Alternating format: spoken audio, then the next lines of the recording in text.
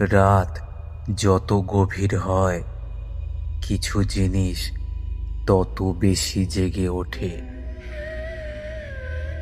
এই চিরুনিটা দেখতে একদম সাধারণ, কিন্তু কেউ জানে না এর প্রতিটা দাঁতের ফাঁকে আটকে আছে এক একটি অশরীরীর নিঃশ্বাস। যে রাতে প্রথম সে এই চিরুনিতে চুল আঁচড়ায়, সেই রাতের আয়নায় তার ছায়া একটু দেরিতে নড়েছিল, কিন্তু সে সেটা খেয়ালই করেনি। সে ভেবেছিল ভয় পেয়েছে মাত্র, কিন্তু না, চিরুনিটা তখন থেকেই ওকে লক্ষ্য করা শুরু করেছে। প্রতিবার চুল আঁচড়ানোর সঙ্গে সঙ্গে তার একটা করে স্মৃতি হারিয়ে যাচ্ছিল। তার পরিচিত মানুষদের নাম আস্তে আস্তে মুছে যাচ্ছিল তার নিজের মাথা থেকে, কারণ এই চিরুনি চুল আঁচড়ায় না, এই চিরুনি স্মৃতিভ্রম ঘটায়। তোমার জীবনের সবথেকে সুন্দর এবং গুরুত্বপূর্ণ স্মৃতিগুলোকে খেয়ে ফেলে। আজ রাতে যদি আপনি চুল আঁচড়ানোর সময় কোনো শব্দ শুনতে পান আর আপনার হাতে কোনো চিরুনি না থাকে, তাহলে বুঝবেন ওটা আপনাকেই খুঁজছে। আজ আপনাদের জন্য লেখিকা রশ্মিতা দাসের কলমে চিরুনি। গল্পটা মন দিয়ে শুনুন, আর এই চ্যানেলে নতুন হয়ে থাকলে চ্যানেলটি সাবস্ক্রাইব করে দিন। শুরু হচ্ছে চিরুনি।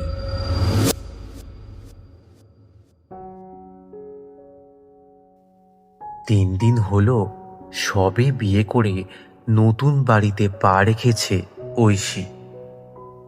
শ্বশুর বাড়ি মোটামুটি সচ্ছল, টাকা পয়সা, বাড়ি গাড়ি থেকে আরম্ভ করে শিক্ষিত এবং অভিজাত পরিবার হিসেবে এলাকায় যথেষ্ট সুনাম আছে। স্বামী অর্ক একটা বড় কোম্পানিতে ব্রাঞ্চ ম্যানেজার পদে অধিষ্ঠিত। সারা জীবনের জন্য একেবারে নিশ্চিন্ত ঐশী। তার উপরে আবার 3 তলার উপরে এই সুদৃশ্য ব্যালকনিযুক্ত অর্কর ঘরটি এখন একেবারেই তার। আহ্লাদে আটখানা হয়ে ঐশী তার নতুন ঘরটিতে ঢুকে এখন তার মতো করে সবকিছু একটু সাজিয়ে গুছিয়ে নিচ্ছে। এমন সময় ড্রেসিং টেবিলের ড্রয়ার খুলে তার নজরে পড়ল একটি সুদৃশ্য হাতির দাঁতের চিরুনি। বেশ বড় আর বেশ চওড়া, মোটা গাঁটযুক্ত, কারুকার্য খচিত এমন চিরুনি দেখে সে যথেষ্ট অবাক হলো, কারণ চিরুনিটা পাওয়া গেছে অর্কর ড্রেসিং টেবিলের ড্রয়ারে। সাদা চিরুনিতে ব্যবহৃত হওয়ার ছাপ স্পষ্ট। এটা বুঝতে কারোর বাকি থাকে না যে এটা আসলে দীর্ঘ কেশের অধিকারী মহিলাদের জন্য তৈরি। এমন চিরুনি অর্কর ঘরের ড্রেসিং টেবিলে কি করছে? সে চিরুনিটি হাতে নিয়ে অর্কর সামনে গিয়ে তার কাছে প্রকাশ করল কৌতূহল। অর্ক শুনে গম্ভীর মুখে বলল, তোমার শ্বশুর বাড়িতে কি মহিলা সদস্যের অভাব?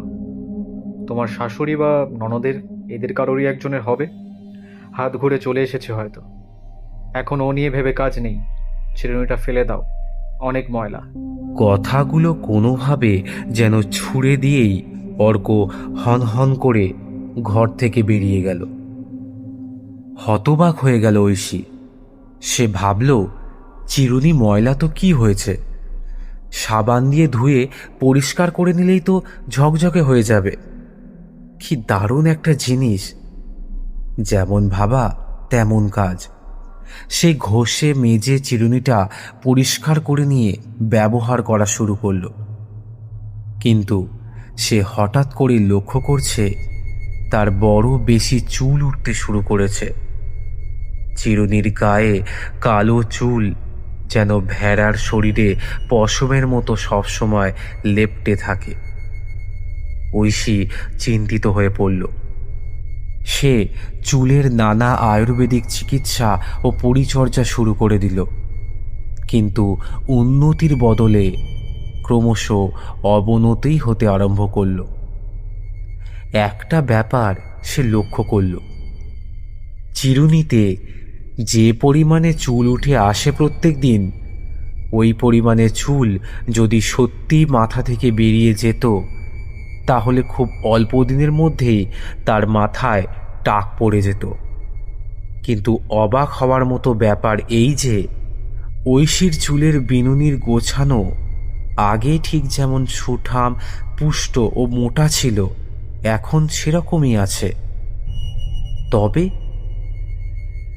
এই তবের কথা চিন্তা করতেই রক্ত হিম হয়ে এলো ঐশীর। এটা কি হচ্ছে আর কেনই বা হচ্ছে? এই গোছা গোছা উঠে আসা চুল যদি তার না হয় তাহলে কার? একটা ভয়াল আতঙ্কের অশনি সংকেত পেল ঐশী।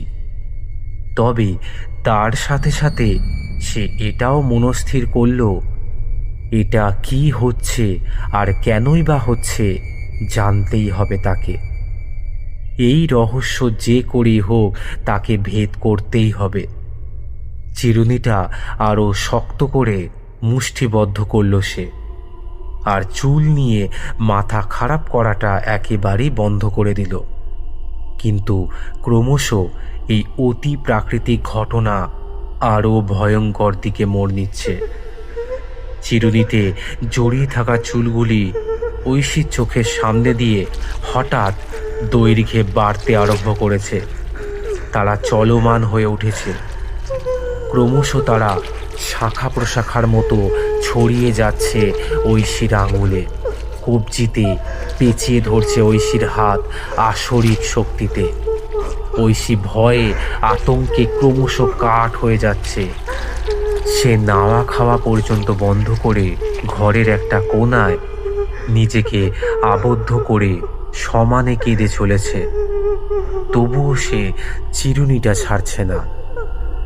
তার শুধু মনে হচ্ছে এই চিরুনি, এই অপার্থিব চুলের ক্রমবর্ধমান গোছা ও তার খালি খালি আসরিক শক্তি প্রয়োগ করে তার হাত পেঁচিয়ে ধরার চেষ্টা, এই সব কিছুরই একটা গূঢ় অর্থ রয়েছে।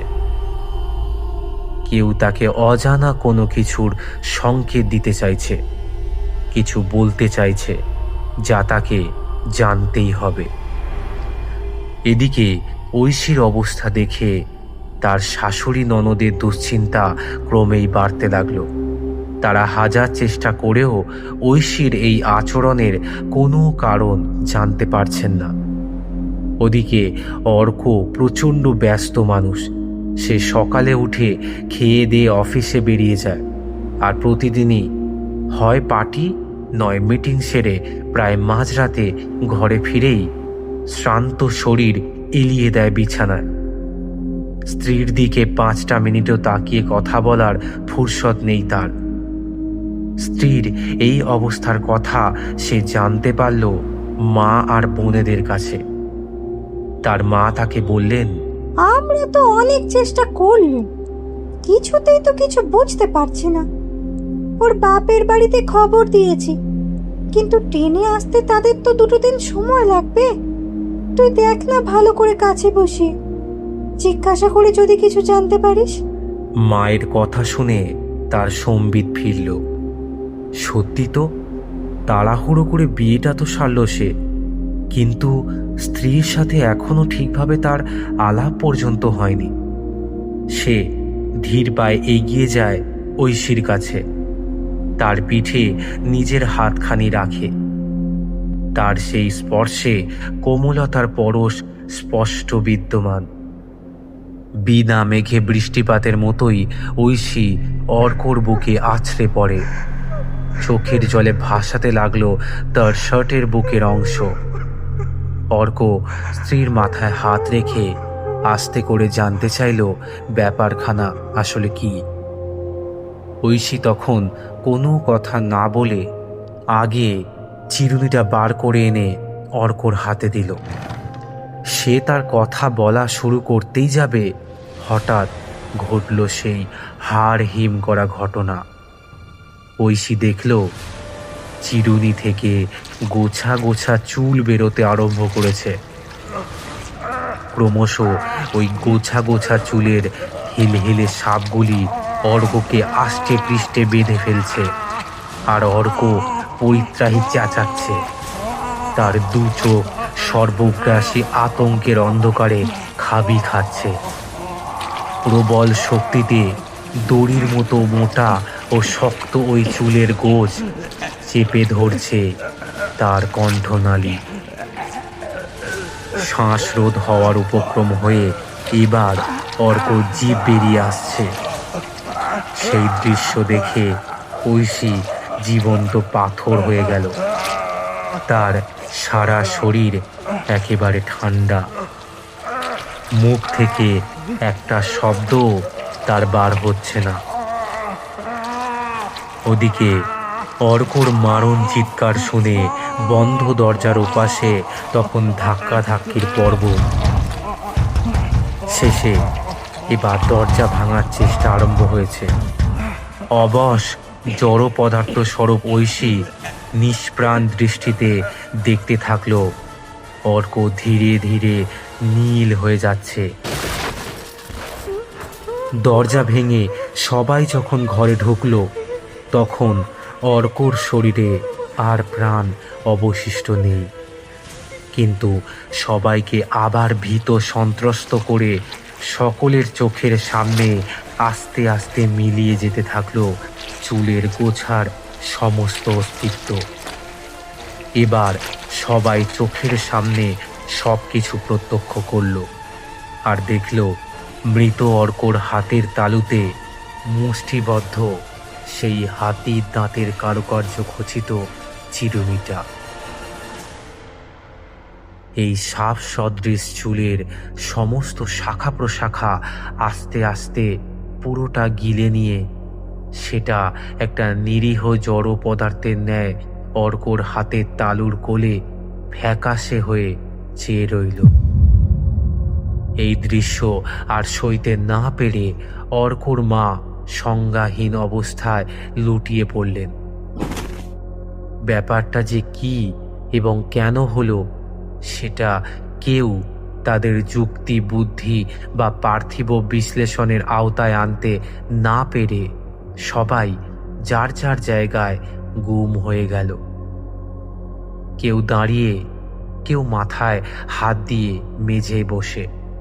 প্রত্যেকে এতটাই বিস্মৃত ও আতঙ্কিত যে বাড়ির বড় ছেলে যে আর নেই, তার দেহটা এবার দাহ করতে হবে, এই বোধটাই ক্ষণিকের জন্য সকলের মধ্যে চাপা পড়ে গিয়েছিল। ধীরে ধীরে প্রত্যেকের হুঁশ ফিরল। রাতের কালো ঘনঘোর ওই তাণ্ডব শান্ত হয়ে ভোরের আলো ফুটতে শুরু করল। আলো যেন রাতের সব কালিমা ধুয়ে দিচ্ছে একটু একটু করে। সকাল হয়ে এলো। সাদা শাড়ি পরে পেঁজা তুলোর মতো ভাসমান শরতের শ্বেত শুভ্র মেঘের গুচ্ছের দিকে ফ্যাল ফ্যাল করে চেয়ে রয়েছে চোখের জল ফেলতে ভুলে যাওয়া সদ্য বিধবা ঐশী। শ্বশুর মশাই, দেওরেরা সবাই বাড়ির ছেলের দেহ দাহ করে ফিরছেন এই মাত্র।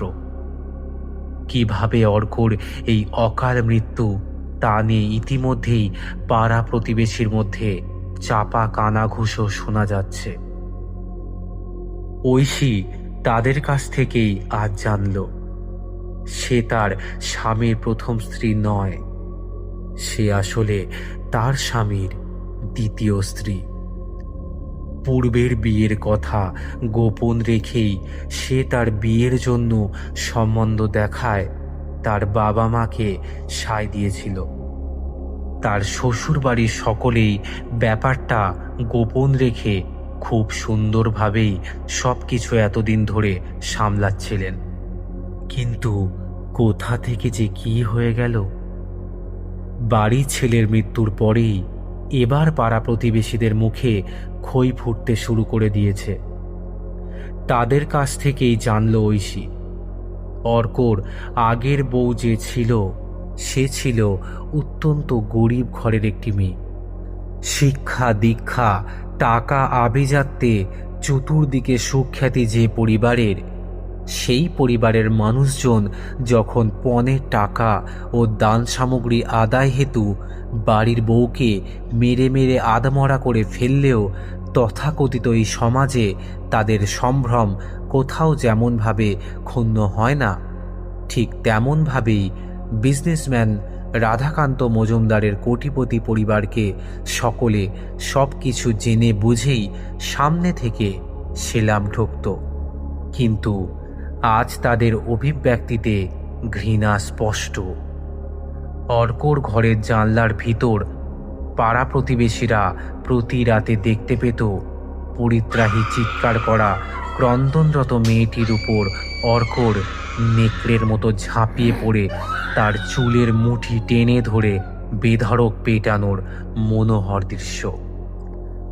কয়েক মাস বাদে সে অবশ্য দুর্ঘটনায় মারা যায়, তবে সেটা মৃত্যু নাকি হত্যা সে বিষয়ে সন্দিহান সবাই। ঐশী বিখ্যাত শিল্পপতির একমাত্র কন্যা হলেও তারও দুর্যোগের কালরাত্রি ঘটতে যে বেশি সময় লাগতো না তা অনুভব করতে পারল ঐশী। সব ক্ষেত্রে অভাব বড় ব্যাপার নয়, লোভ মানুষকে অমানুষ বানায় এবং পরিশেষে তাকে শেষ করে। অর্কর প্রথম বিয়ে গোপন করার জন্য তার প্রথম স্ত্রীর সমস্ত ব্যবহার্য জিনিসপত্রই ঘর থেকে সরিয়ে ডাস্টবিনে ফেলা হয়েছে, কিন্তু ভুলবশত রয়ে গিয়েছিল তার বড় প্রিয় হাতির দাঁতের কারুকার্য খচিত এই চিরুনিটি।